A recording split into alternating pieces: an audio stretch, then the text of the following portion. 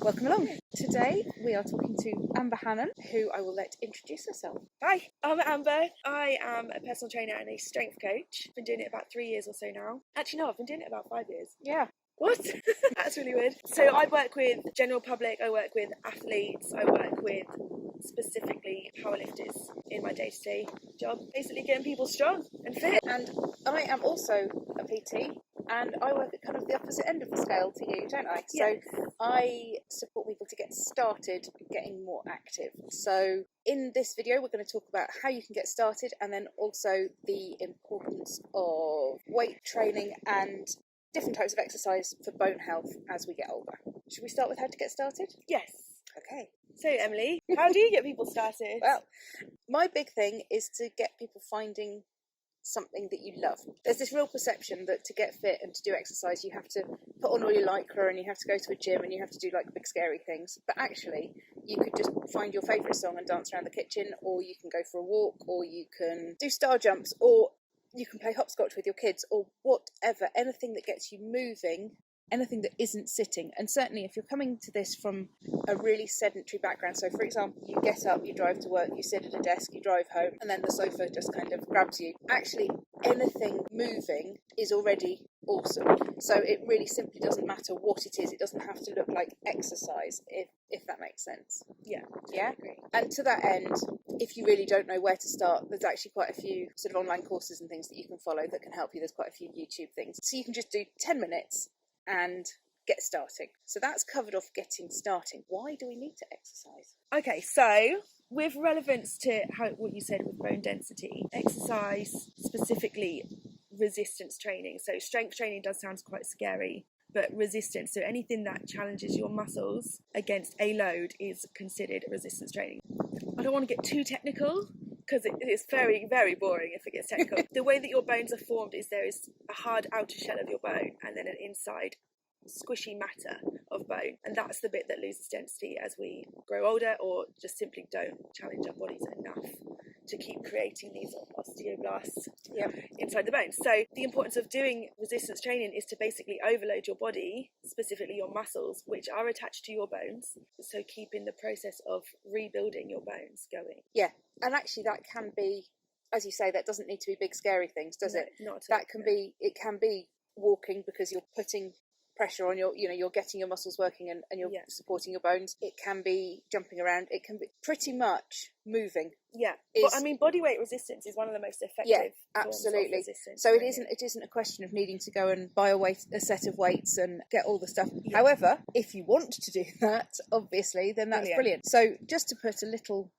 personal bit on this, the reason I met Amber is because I used to do a lot of cardio training, so I used to do a lot of triathlons, and as I came into perimenopause, the fatigue just put paid to that. No cardio for me at the moment. it doesn't work. I have to sleep for a week. I was advised that specifically weight training was a good way to keep doing the active side of things, but without putting the extra stress onto your hormones. A mutual friend introduced me to Amber, and now I come and do powerlifting with her, and oh my god, it's fun. Yeah, we have fun, don't we? We do. I think it's something that's very important because actually how you exercise in your teens and your 20s and your 30s may well be different when you reach perimenopause, because your body's doing all sorts of weird stuff, and you might not be able to do the same things. Don't get me wrong, if running marathons is still working for you, carry on running marathons, because that's brilliant. But if you're finding that actually your body is struggling with that, it's time to look at something different and not view it as a defeat, but view it as an opportunity to try new stuff. So tell us a bit more about powerlifting. So powerlifting, in general? Yeah. In general. Okay, so powerlifting is a strength-based sport where you focus on 3 disciplines, which is the squat, the bench and deadlift, which you love, don't you? The idea is for us to lift as much as we possibly can in all 3 lifts. So our training revolves around preparing our body for that. So we're not lifting crazy heavy every single day in our training, but we do get up and go to the gym. We train at certain percentages, probably like a 60% of your hardest work. So actually we're training quite maximally, generally until competition day, which may or may not apply to everyone who does powerlifting. You don't have to compete to be a powerlifter. The reason powerlifting is good all-round sport is because we use compound movements. So the squat, bench and deadlift uses every muscle in your body all at once without isolating certain muscles. So it's just a very effective way of being Yeah. strong all over and just giving your body the best possible And also, structure that it can. what's quite cool with it is if you're finding as you get into perimenopause that your body's putting weight in places that you never thought it might do. Powerlifting's awesome because it just shows you all the positive things your body can do. You just keep lifting heavier. Obviously not every time, because that's totally not the point of it, but you find that you can lift stuff you never thought you could, and suddenly you, in terms of just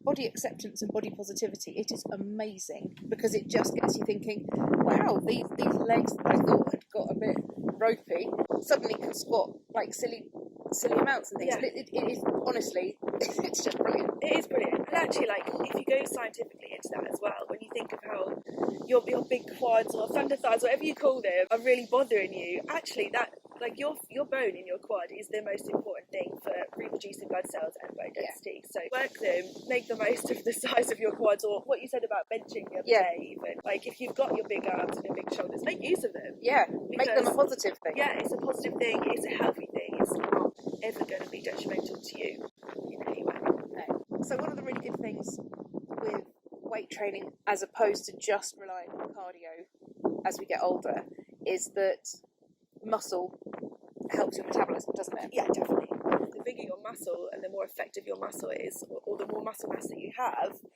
the more effective your metabolism is, because your body has more fibres to absorb and metabolize what you put into it, basically. So if you're lacking muscle mass, which also happens as you grow older, your metabolism becomes less efficient, which is why a lot of people tend to put weight on, which is fine, but strength training can combat that. Yeah, it really can, and it does tick a lot of the boxes, because it's not as time consuming as a lot of the cardio things. You're not having to head out for like a 2-hour run or whatever. It's a lot less stress on your body, so it doesn't cause your body to release cortisol, which, when your hormones are already all over the shop, is not ideal. It still gives you all the endorphins that you get from any exercise, and it helps you build extra muscle mass, which in turn helps your metabolism. So pretty much it's a win-win, isn't it? Pretty much it's a win-win. And the beauty of it is that you can go to the levels that Amber does and do full-on powerlifting, or you can go to the levels that I tend to encourage, which is, finding something with a weight. So, I mean, a bottle of water, it has a weight. I mean, maybe a bottle of wine instead, but, and use that for your bicep curls and whatever, but you're still building muscle and you're still helping your body overall to get you through this. And then, when you come out the other side, who knows? See, that's the beauty of it.